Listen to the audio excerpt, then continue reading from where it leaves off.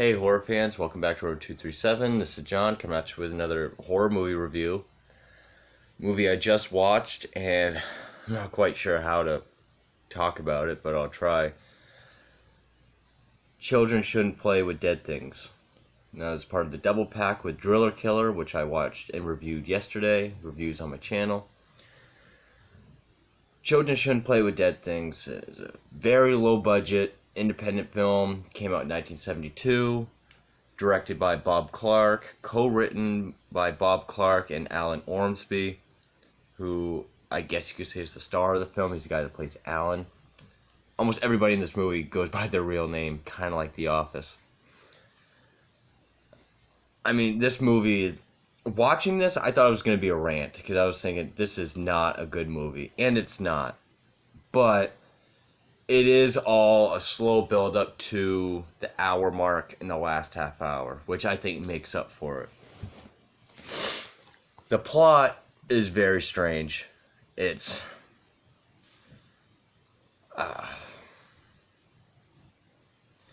you have this theater troupe with Allen Ormsby playing Alan. He's like the theater director.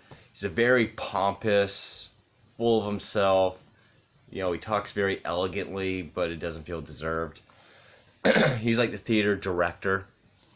Everyone else is either his actors or his stagehands or makeup. They go out to this island that has this cemetery for not good people. You know, it's a cemetery for criminals, basically. Murderers, rapists, whatever.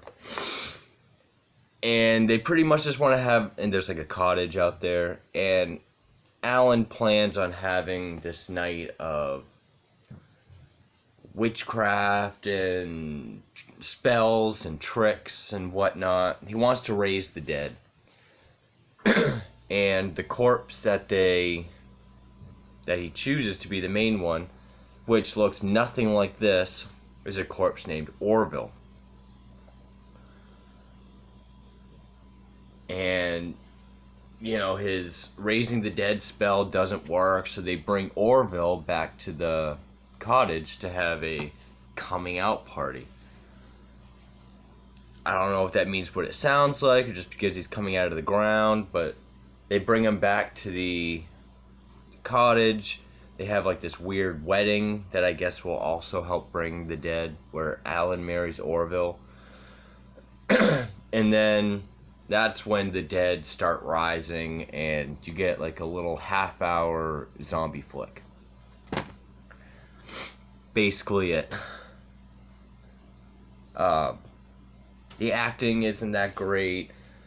The best part about it would be sort of the score, because there's really no music. It's just weird, ominous, echoey sound effects. Sort of like in Night of the Living Dead. But that only happens when the spooky stuff is going on. It's like the film opens up, there's a caretaker of the island. He sees people desecrating a grave, so he goes up and someone turns around. It's sort of like the opening of Twilight Zone. You get the title, Children Shouldn't Play with Dead Things, and it's in like monster green, drippy letters. I love the opening credits with this weird, ominous sound effect music. Then someone gets in the grave and you're thinking, what the hell's going on? That's all a trick played by Alan. You know, he had his very stereotypical, effeminate makeup guys, you know, get in the casket so he could play a trick on the rest of his troupe. And then he performs his ritual, and that's when they take Orville back.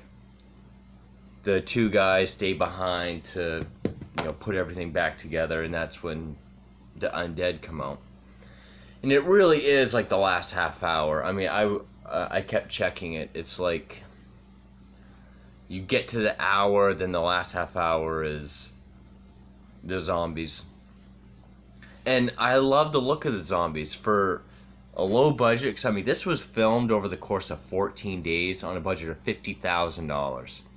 Incredibly cheap. In fact, Bob Clark got a lot of his college friends to help out. And Bob Clark would go on to do, he directed Black Christmas, A Christmas Story, Porky's. He even did that movie Baby Geniuses back in like the late 90s. So I mean his body of work's kind of all over the place.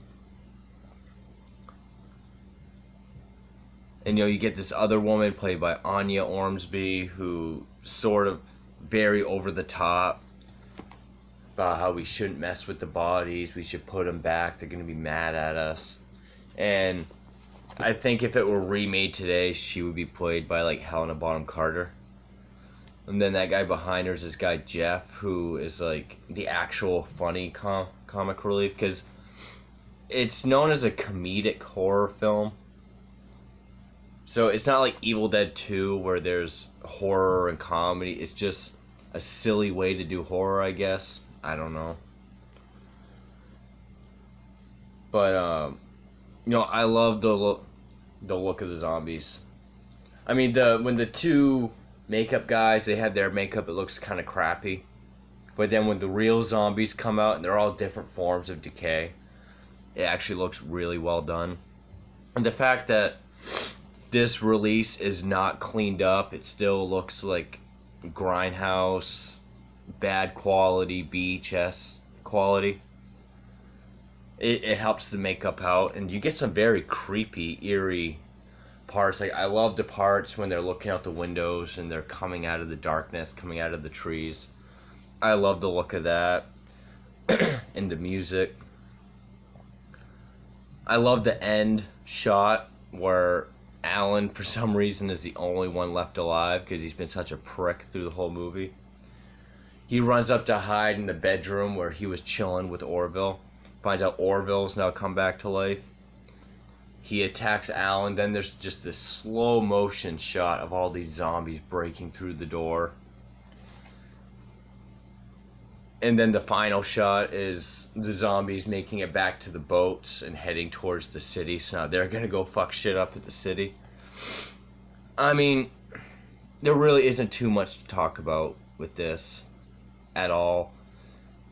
It's just a bunch of people going to this island, trying to raise the dead, sort of being disrespectful of the dead, and trying to do the spell to raise the dead, and then they all come out of the ground and eat them. I mean, it lives up to the title, Children Shouldn't Play with Dead Things, especially since Alan calls all of his workers, like all of his theater workers, his children. But yeah, there really isn't too much to say. I mean, if you can get through the first hour, the last half hour is definitely worth it. It feels like a great low budget grindhouse film, because it is, but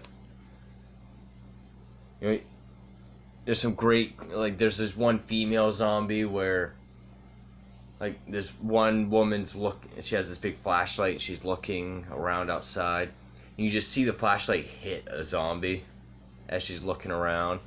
Then there's this up close shot of this female and her eyes are all big. That was pretty creepy looking. So in the last half hour, you do get some good creepy shots. The zombies look great. They sound great. You get some good kills. Like, this one guy, Paul, he's supposed to be like the tough guy. He makes them all distract him out front so he can escape out back and get to the boat. But then when they check on him, he made it 5 steps and he's already being eaten by zombies. But yeah, there really isn't too much. I mean, the look of Orville, he's sort of on all the later releases of this.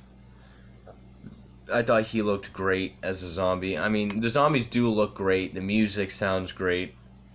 The poor quality helps it towards the end. But the first hour is just very slow and poorly made. And you're kind of just waiting for something to happen. It's one of those movies. I can only recommend it if you want to see every horror film or grindhouse flick. But yeah, I mean, this isn't a rant. There's just not much to say about it at all. It went on to become a cult classic. I mean, I can see why The ending was a lot of fun. The last, it's really the last half hour that makes this whole viewing experience worth it. But yeah, I don't know what else to say about children shouldn't play with dead things, but that's all I got for it, so thank you.